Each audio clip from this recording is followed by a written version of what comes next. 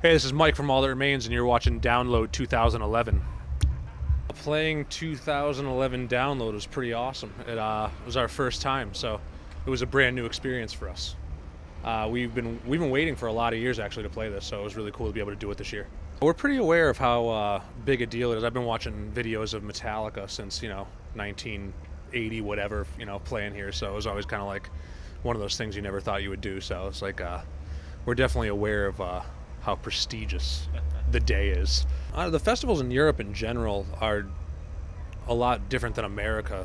Just I don't know. There's just a different vibe. They're bigger. There's a lot bigger. This one specifically compared to like the European ones, to me is pretty similar. It's just a huge outdoor.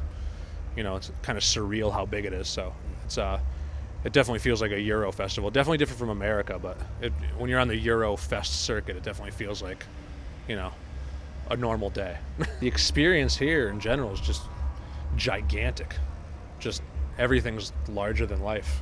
Even when you're standing behind the stage, you're just like, how is this even happening? So, you take from practicing with your friends in your basement when you're 17 years old to standing on the stage and playing that. So everything's just larger than life. So my general theme of Download would just be huge.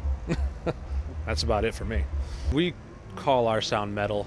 We've never been a big fan of the subgenre titles and all that stuff. And that's what's cool about a lot of the European festivals we mentioned earlier. The cool thing about it is like, you're playing with these death metal bands and these metal bands, and then Coldplay headlines or somebody, It's like, I know this one specifically is a more metal, it's a heavier festival, which is cool.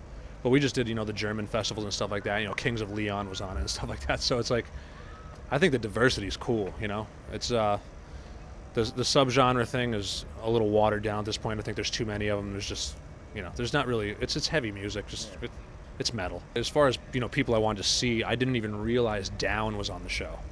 And our dressing room was 2 doors over from them, and I just got a picture with Phil Anselmo like 10 minutes ago. So that literally made my day. I'm like a giddy little girl still just from taking a picture with him. I was so excited. Yeah, I've been paying attention to that guy since I was 10 years old, so it's just to see him, standing 10 feet away from me, I was just like, oh!